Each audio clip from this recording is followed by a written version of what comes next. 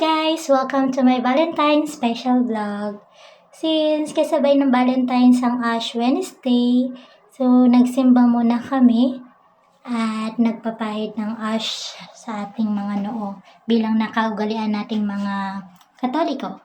So ayan nga, tingnan nyo, yan yung simbahan namin dito sa Cavite. At pagkatapos nga namin magsimba, naglakad-lakad na kami sa labas. At may nakaagaw ng pansin ko. Yan, si Manong na nagtitinda ng mga lobo. Bali, nilagpasan na namin siya.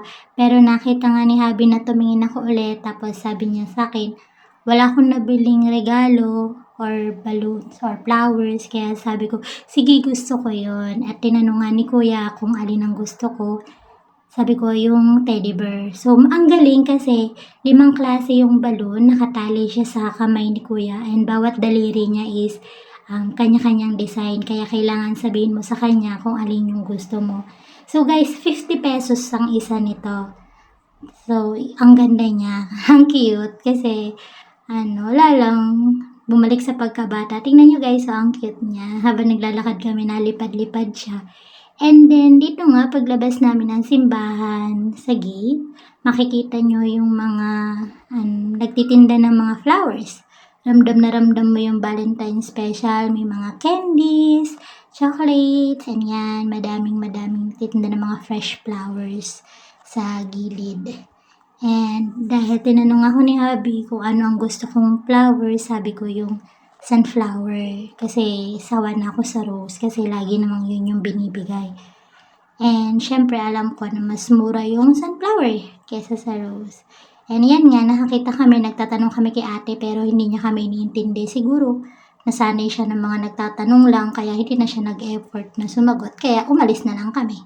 And then lumipat kami sa may kabilang pwesto kasi nakita ko fresh na fresh yung mga sunflower. Kita nyo naman, ayan sa timba. And then saka lang nila binabalot. So, ito yung napili namin kasi kulay red yung ribbon niya and makulay yung mga dried flower na dinesign nila sa gilid. So, pag inamoy mo siya, meron siyang specific amoy. Siguro yun yung pampastay para maging fresh pa rin yung flower. Amoy kape, guys. Hindi ko alam kung kape ba siya or what. And then, 350 ang isang pirasong sunflower. Tapos, yun nga may mga dried na flower na design sa gilid niya. Okay, so 350 yung sunflower and then 50 pesos yung teddy bear balloon. So, 400 pesos. Okay, so tipid, diba?